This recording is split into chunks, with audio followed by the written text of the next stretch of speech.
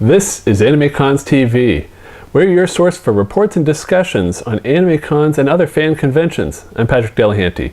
At the end of every month, AnimeCons TV likes to take an entire episode responding to your questions and various discussions. So we'll start it off this month with Twitter. On Twitter, Melissa McCommon tweeted, "I was tabling at SakuraCon and it was absolutely amazing. The staff was absolutely stellar and the attendees were amazing. I'm already feeling the post-con depression."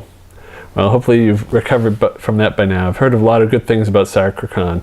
You know, that weekend is a lot of big conventions. SakuraCon, Anime Boston, usually the same weekend, and lots of people, as you saw from Anime Boston Report, lots of people had fun there. There's also MTAC that weekend, so, you know, it's Easter, but a lot of popular cons then.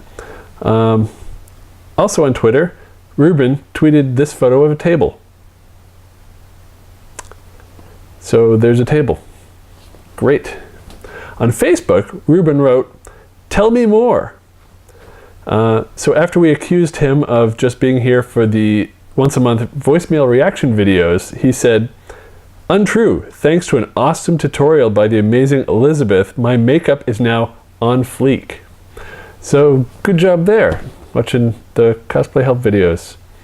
And on YouTube, Ashito Marisu replied to last month's feedback episode with Svetlana asking, "Where did Svetlana get that Terriermon plushie? It's so cute." That's actually my Terriermon plushie. I got it on eBay in 2002, and I've never seen another one in person or on eBay anywhere. And a lot of people, especially when I was bringing it around to conventions around 2002, a lot of people wanted one. Can't help you. I've seen some smaller ones and some different ones, but that it looks so much like Terriermon. It's so well made. It's officially licensed, but it was only sold in Hong Kong, I guess. So it's really hard to find. And now that it's 16 years later, I don't know if you can find one. Good luck. Mine's not for sale. Vita Boo asked, "Will you guys go to MegaCon Orlando, Florida 2018? Sorry, we don't have any plans to go to any Florida conventions at this time. I'm in Northern California, and I get to some cons further away than that, and everybody else is on the East Coast, in the Northeast. So we don't have a lot of coverage down in Florida or Texas or up in the Midwest or some of those places. But yeah, maybe someday." Percy Love Cosplay replied to the Anime Boston 2018 report saying, "Duh, you guys showcased us for the Mask Fashion Show." Well, I'm glad you liked it. Yeah, it was a good fashion show, and a lot of people had fun there. Also in response to our Anime Boston report, Jenna wrote, "Hello, it's Deku from the Masquerade, and AB was also my first con back in 2007, so you're my AB senpai." I'm glad you've been going to AB so long. Yeah, one of the reasons I don't ever do the Anime Boston report is because I'm on staff. I named the convention, and I'm one of the founders, so we don't report on cons that we staff, so I let everybody else do that. But yeah, I'm glad you enjoy Anime Boston. In response to our Peter Cullen interview, Cornfreak78 wrote, "Peter Cullen is a truly amazing human being. He is always and will always have my respect, gratitude, and appreciation. Definitely a hero of mine." Yeah, Peter Cullen is amazing. He's voiced so much stuff, especially, everybody knows him as Optimus Prime in Transformers. He was Koran in the original Voltron, and so many roles. You just look through his credits on IMDb, and you realize how much stuff he's done, and he's got that nice deep voice too. So it's really cool. It was great to get to see him and interview him way back.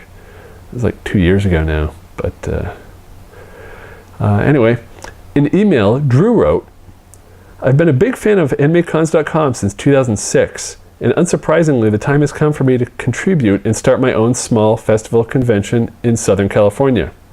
I find your online video, AnimeCons TV Starting a Convention, extraordinarily valuable in getting insight on starting an event, and I agree with nearly all the points you mentioned in your panel.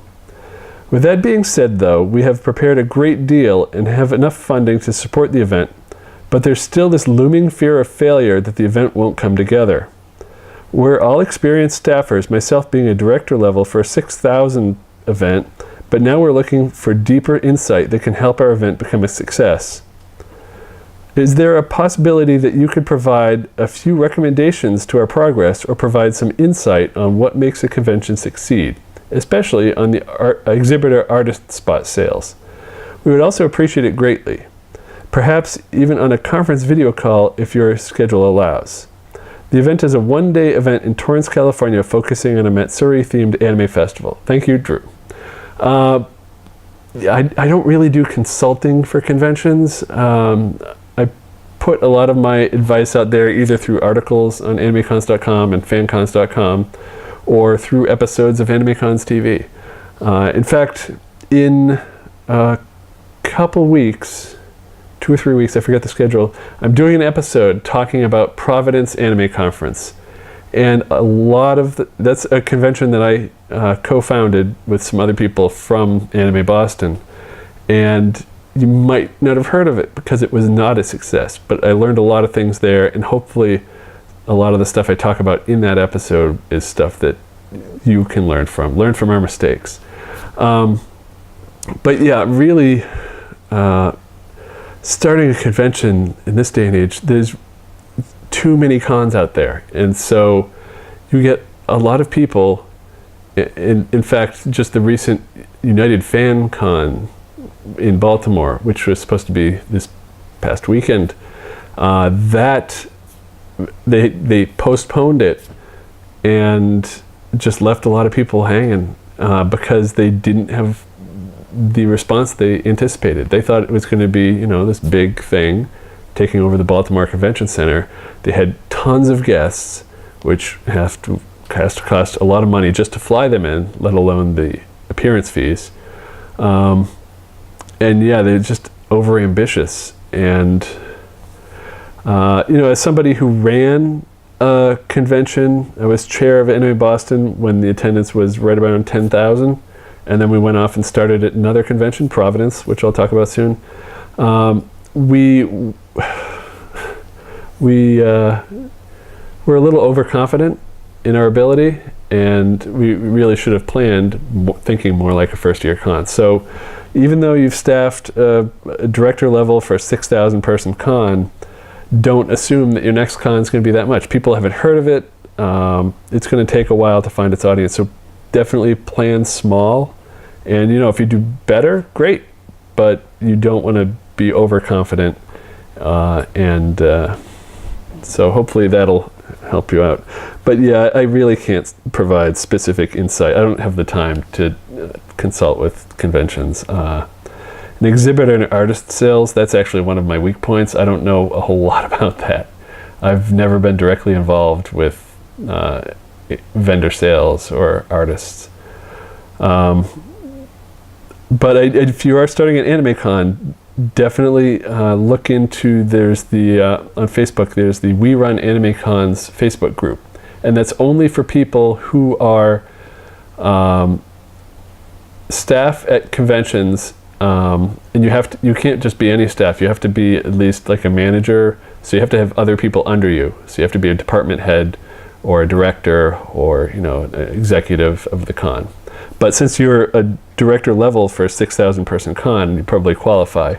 And so you could join the We Run AnimeCons group and get a lot of advice there from people that run AnimeCons all over the world, not just the US, but there's people in Europe and Asia. And if it's not an AnimeCon, there's also a group called We Run Conventions, which has people with comic conventions and sci-fi cons and just anything.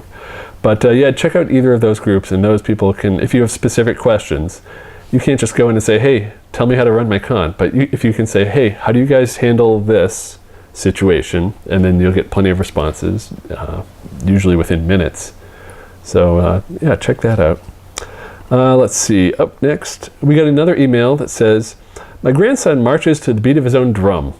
There are girls in his class that bully him. He's so excited about Comic Con that he focuses on that to get through the rest of the school year. Keep up the good work.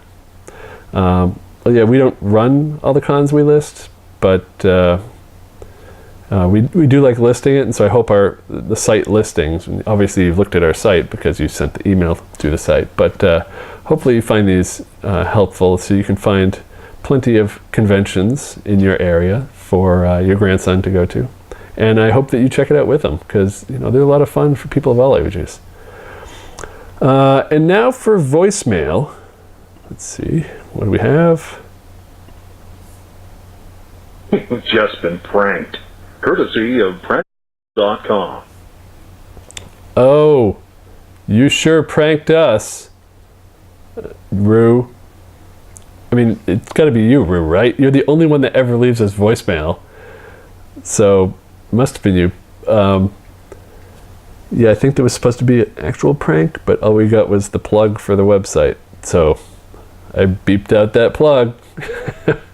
So if they're just trying to, scam themselves a visit, too bad. Anyway, let's take a look at the fan conventions that are coming up through June 2018, as found on fancons.com.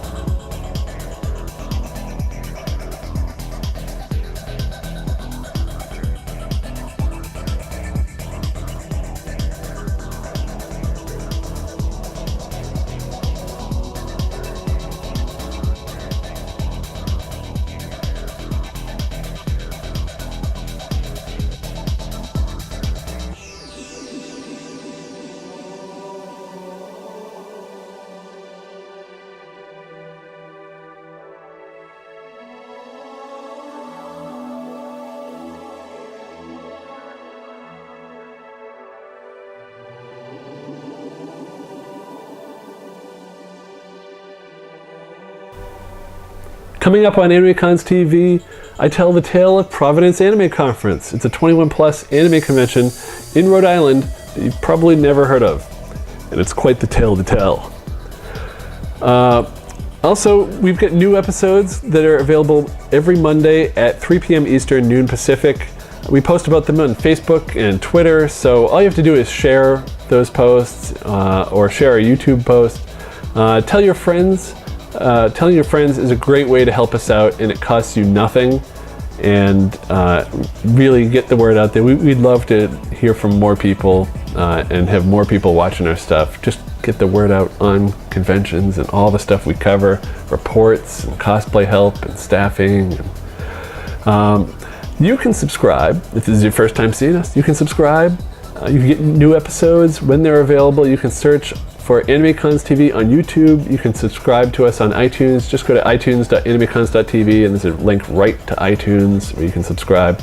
You can watch on our site at animecons.tv. It's mobile responsive, so on your phone or your computer.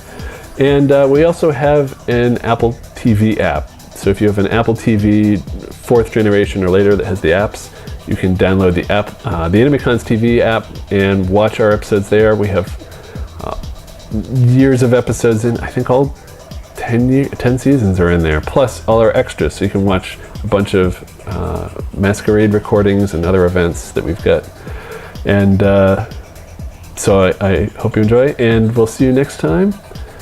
Bye.